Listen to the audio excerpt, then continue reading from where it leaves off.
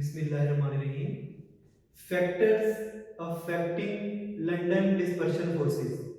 Non polar molecule के अंदर ये फोर्सेस पाई जाती हैं और नॉन पोलर मॉलिक्यूल जब सिमेट्रिकल होता है, न्यूक्लियस के गिर्द इलेक्ट्रॉन सर्कुलर पाथ के अंदर मूव कर रहे होते हैं, तब पोलैरिटी प्रोड्यूस नहीं होती। लेकिन जैसे ही वो मॉलिक्यूल नॉन सिमेट्रिकल होता है, उसका पॉजिटिव पार्ट नेगेटिव पार्ट से दूर हो जाता है, डिस्टॉर्शन हो जाती है, तो वो non polar molecule polar molecule बन जाता है। अब आगाज होता है लंदन डिस्पर्शन फोर्सेस का। और लंदन डिस्पर्शन फोर्सेस में जब एटम्स के साइज बढ़ते हैं, तो साइज बढ़ने से लंदन डिस्पर्शन फोर्सेस बढ़ जाती है। इसी तरह जब पोलराइजेबिलिटी बढ़ती है, ability to distort valence shell electron, तब भी लंदन डिस्पर्शन फोर्सेस इनहेंस हो जाती है। नंबर ऑफ एटम्स जब बढ़ते हैं तो इंटरेक्शन साइट्स, एटम्स की आपस में इंटरेक्शन साइट्स इंक्रीज होती हैं और इंटरेक्शन साइट्स इंक्रीज होने से भी लंदन डिस्पर्शन फोर्सेस में बढ़ावा आता है, इंक्रीज आता है। बिस्मिल्लाहिर्रहमानिर्रहीम।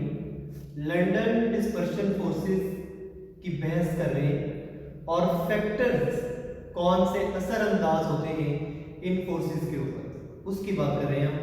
तो factors affecting London dispersion forces. तो London dispersion forces are weaker than dipole dipole forces, क्योंकि dipole dipole forces amongst polar molecule होती है, स्ट्रॉन्ग फोर्सेस, और लंदन डिस्पर्शन फोर्सेस तो नॉन पोलर मॉलिक्यूल में होती है, वीकर होती है। These forces depend upon following factors. कौन से फैक्टर? साइज। और साइज जब एटम्स के बड़े होते हैं तो न्यूक्लियस की ग्रिप में नहीं रहते इलेक्ट्रॉन, लिहाजा दूसरे एटम के साथ इंटरेक्शन के चांसेस बढ़ जाते हैं, जिससे लंदन डिस्पर्शन फोर्सेस इंक्रीज हो जाती है। इन सिंपल वर्ड, साइज बढ़ने से लंदन डिस्पर्शन फोर्सेस इनहेंस होती हैं, बढ़ जाती हैं। Greater the size greater the dispersion, बिखराव of electrons, and greater the London dispersion forces. Down the group, these forces increases due to increase in size or number of shells increase. जैसा कि हम जानते हैं कि क्लोरीन का size छोटा है, क्लोरीन का साइज उससे बड़ा, ब्रोमीन का साइज और बड़ा, आयोडीन का साइज इससे बड़ा, और एसिटेट का साइज और भी बड़ा। तो top to bottom sizes are going to increase. और इतना फर्क पड़ा कि ये दोनों तो सिर्फ गैस है, फ्लोरीन और क्लोरीन गैस होती है, जबकि bromine becomes liquid and iodine is solid. ये भी सॉलिड है लेकिन ये रेडियो एक्टिव है, तो ये अंडर नॉर्मल कंसिडरेशन नहीं आता।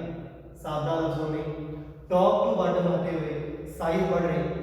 साइज बढ़ने से न्यूक्लियस की ग्रिप में नहीं रहते उसके इलेक्ट्रॉन, तो दूसरे एटम के साथ इंटरेक्शन बढ़ जाती है, पोलराइज होने की पोलैरिटी के चांसेस इंक्रीज हो जाते हैं, डाइपोल के चांसेस इंक्रीज हो जाते हैं, जिसकी वजह से इंटरेक्शन बढ़ जाती है।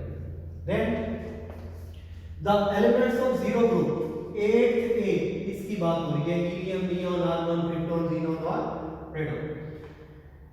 The elements of zero group 8A are all monoatomic gases. They do not make covalent bond with other atoms because their outermost shell are complete. Their boiling point increases down the group.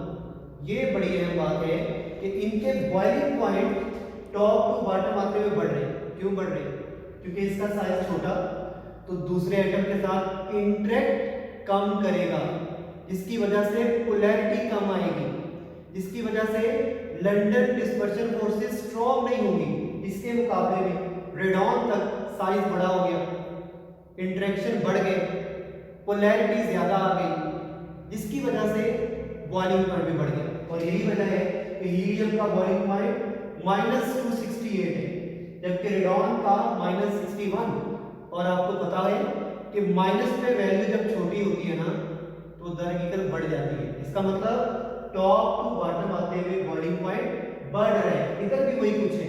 Fluorine का boiling point -118.1 degree centigrade, जबकि iodine का +184, मतलब top to bottom आते हुए boiling point बढ़ गया है। And then ये डिपेंड करती है, लंडन डिस्पर्शन फोर्सेस डिपेंड करती है पोलराइजेबिलिटी पे। पोलराइजेबिलिटी सिंपल वर्ड में पोलर बनने की सलाहियत है, मतलब जो जल्दी पोलर बन जाएगा ना उसके अंदर लंडन डिस्पर्शन फोर्सेस बढ़ जाएंगे। What is that? It is the quantitative measurement of the extent, शिद्दत, कितनी क्वांटिटी, कितनी मकदार में कोई पोलराइज हो सकता है, to which the electronic cloud can be polarized or distorted। distorted का मतलब है कि उसके अंदर कितना बिगाड़ आ सकता है। जितना साइज बड़ा होगा उतना बिगाड़ ज्यादा आएगा, मतलब उतनी पोलराइजेबिलिटी ज्यादा होगी और उतनी लंडन डिस्पर्शन फोर्सेस ज्यादा होंगी। when a species, atom, molecule or ion is polarized it means that, इसका मतलब ये होता है कि टेम्परेरी पोल्स ज्यादा बनते हैं और greater the polarisability, greater the dispersion of electron, बिगाड़, and greater the London dispersion forces. As the atomic number increases down the group, size increases top to bottom आते हुए, एटॉमिक नंबर बढ़ेगा, size भी बढ़ेगा। और उसी वक्त therefore attraction of nucleus on outermost electrons also decreases, hence polarizability increases. Due to greater polarizability London dispersion forces increases, hence the boiling point increases down the group. Number 3, इसके अंदर fluorine और iodine की जगह, fluorine आप जानते हो gas, iodine आप जानते हो सॉलिड, और उसकी वजह फ्लोरीन का साइज छोटा, आयोडीन का साइज बड़ा। फ्लोरीन के अंदर पोलराइजेबिलिटी कम, आयोडीन के अंदर पोलराइजेबिलिटी ज्यादा।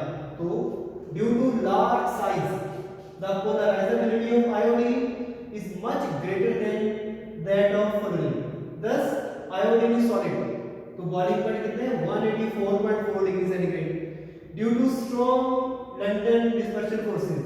But fluorine boiling point is -188.1 degree centigrade, क्योंकि ये है गैस। और फिर नंबर ऑफ एटम्स, जब एटम्स की तादाद बढ़ती है ना, एटम्स की तादाद बढ़ती है, खास तौर पे हाइड्रोकार्बन की बात हो रही है। जब एटम्स की तादाद बढ़ती है तो इंटरेक्शन बढ़ जाती है, बॉइलिंग पॉइंट बढ़ जाता है। तो greater the number of atoms greater is the polarisability, greater the dispersion of electron, greater the London dispersion forces. The boiling point of hydrocarbon increases with the increase in carbon atom due to chain elongation. मतलब अगर किसी atom में carbon 1 हो, फिर 2 हो जाए, 3 हो जाए, 4 हो जाए, तो बिलतरतीब उसके अंदर इंटरेक्शन बढ़ती जाएगी और इंटरेक्शन बढ़ने से उसका बॉइलिंग पॉइंट बढ़ जाएगा, उसमें लंडन डिस्पर्शन फोर्सेस इनहेंस होती रहेंगी। As the number of atoms increases their physical state change from gas to liquid and then finally becomes solid. Simple words में जब फोर्सेस बढ़ती है तो फिजिकल स्टेट चेंज होती है, गैस के मॉलिक्यूल में फोर्सेस नहीं होती, और जब आ जाएंगे वो लिक्विड बन जाते हैं, और जब फोर्सेस और स्ट्रांग हो जाए तो वो सॉलिड बन जाती है। Thus boiling point also increases because the molecules with large chain length experiences strong attractive forces. The reason is that larger molecules will have more places along its length where they can be attached to other molecules. ये है वजह। अगर पूछा जाए ना कि carbon बढ़ने से बॉइलिंग पॉइंट क्यों बढ़ता है, तो उसका जवाब क्या है कि जब कार्बन की तादाद बढ़ती है तो साइड्स, जगहें बॉन्ड बनाने की, अटैचमेंट्स बढ़ जाती हैं, और जब अटैचमेंट्स बढ़ती हैं चांसेस ज्यादा होते हैं एटम के इंटरेक्ट करने में तो लंडन डिस्पर्शन फोर्सेस इनहेंस हो जाती है। मिसाल के तौर पे इथेन सिर्फ 2 कार्बन है तो गैस है, बॉइलिंग पॉइंट -88.6, जबकि हेक्सेन 6 कार्बन है लिक्विड और बॉइलिंग पॉइंट 68.7 डिग्री सेंटीग्रेड। और जैसे जैसे कार्बन बढ़ते जाएंगे यकीनन लंदन डिस्पर्शन फोर्सेस बढ़ेगी, इंटरेक्शंस इनहेंस होंगी और बॉइलिंग पॉइंट इंक्रीज होता जाएगा।